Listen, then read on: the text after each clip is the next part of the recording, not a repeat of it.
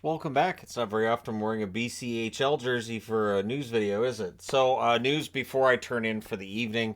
Tomorrow there's just 3 games on. I think the earliest one's on at 5 o'clock my time. So, nice little break for me tomorrow, actually. More time for videos. All right. So, the Boston Bruins today became the 4th team to reach 60 wins. I know, they're going to lose in the first round. They're going to choke. They're overrated, blah, blah, blah. This has been one of the most fun seasons I've ever had watching hockey in that Boston almost always wins. And I was thinking about it too last night. I thought, if I'd worn a Boston jersey for every single day that they play, A, that would be obnoxious, I'm going to admit. But B, I'd have a great record for what jersey I was wearing on a game day. And it would drive people kind of a little bit bonkers. But then there would also be that belief of, hey, they have a really good chance of winning when he wears their jersey. So at any rate, we'll see who they end up playing in the first round. We'll see how far they go, but it has been an incredible journey for the Bruins, and it's been fun to watch. Even if today was not the prettiest of wins, it's a win. So Matt Murray was tested for a concussion. We haven't heard the results as of yet. I was just searching around all the social media and the tubes on the internet and various tubes, and didn't see anything regarding his condition. But he got hurt. It was a collision with Raymond, and Murray's head hit the ice. Raymond basically just, fell over, and it was not an intentional thing. He apologized immediately. And so hopefully for Murray, it's not that bad. Matt Murray is one of these players, and there are various players around the league. And I always feel bad for them because people always say, well, he's always hurt. Yeah, they always get hurt. Yeah, some players do. They get hurt a lot. And as somebody who's a little bit accident prone himself, it's not fun. And I wouldn't want to have people on the internet every time I stub my toe or run into something going, loser. So, I get that anyways for other reasons, but I wouldn't want it for that as well.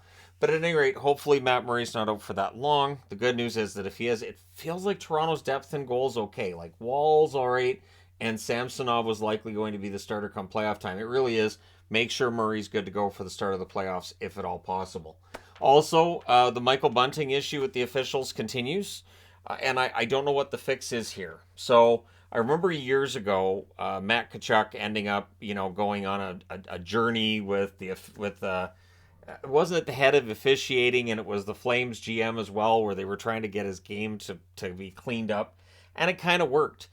Bunting, I think, needs to sit down with the head of officiating. I think he needs to sit down and talk and say, hey, so I don't get calls anymore, and I understand that I was obnoxious about it earlier in the season, but can this just stop now? And I'm saying this from an honest perspective, it looks bad. And I say that too as somebody who, when he was pointing at the officials and, begging for calls, you can't do that. You can't show up the officials, but also as an official, you have to call it. So what I've noticed is that when there's an infraction against Bunting, so let's say I go into a corner and I trip Bunting, Bunting will get the embellishment call. If I'm holding Bunting, Bunting's going to get a holding call as well. If I'm roughing and Bunting turns around and gets in my face, he'll get the unsportsmanlike conduct. It will be 4-on-4. And if he complains, it's a 10-minute misconduct. So this is just what I've noticed myself watching the games, and it has to be distracting. Probably not just for him either. I'm sure his teammates aren't happy about it either. But at any rate, that's where we're at with that.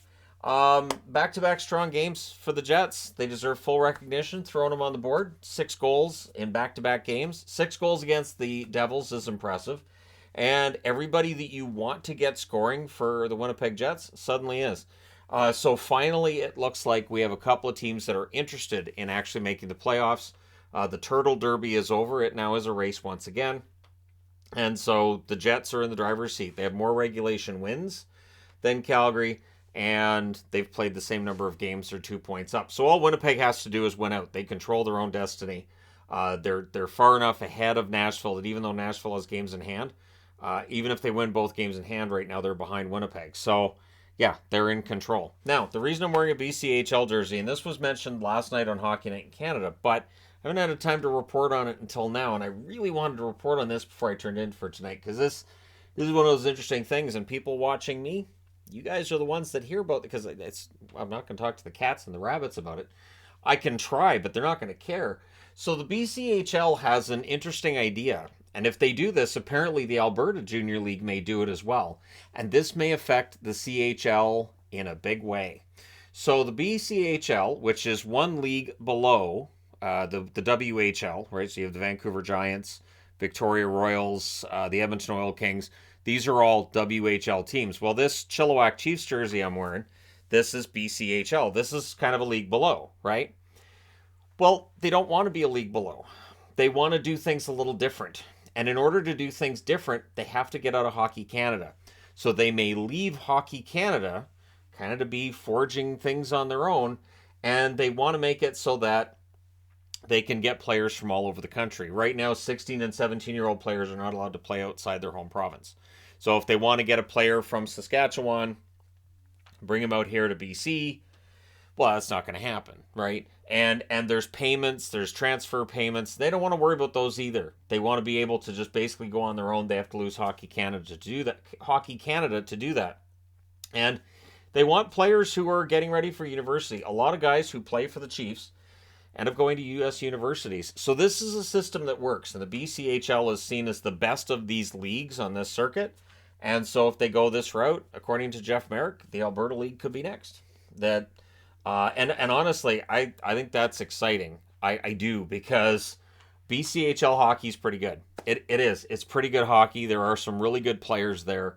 There are some guys who score. But the thing is, when I see like big point totals being put up by a couple guys in Penticton, well, one of the first thoughts I have is it's in a lower league. Well, this would fix that, right? So, for instance, the highest scoring player on Penticton, I think he's number 40 on the draft list right now for 2023. So he might end up being, mid-second round, early second round. But with this system, you may be able to attract guys who end up more often in that first round of the draft. And it may put pressure on the CHL if they have this new system that attracts more kids, and especially if they start stealing star players out of, say, the OHL, the Q, or even the WHL. Let's say there's a star player coming in that could play for the Vancouver Giants, and he goes, nah, I'd rather play in Langley. I'd rather play for Langley. And so he decides to go to Langley in the BCHL instead. I think it's the Langley Express. Yeah, things could get really interesting. So again, for me, just from a selfish point of view, these are all teams around me. So if this happens, it's going to create a little bit of chaos and a lot of interest. And so it piqued my interest. I would definitely be going to some Chilliwack games then, because I'd want to see how this works. And again, it's fun hockey, and it's much cheaper to watch a BCHL game than to watch an NHL game. Just throwing that out there. So yeah, because anytime somebody talks about, well, it's too expensive to go to an NHL game. Yes, junior hockey is very good as well. If there's junior hockey, college hockey around you, it's good hockey. It's not bad hockey at all.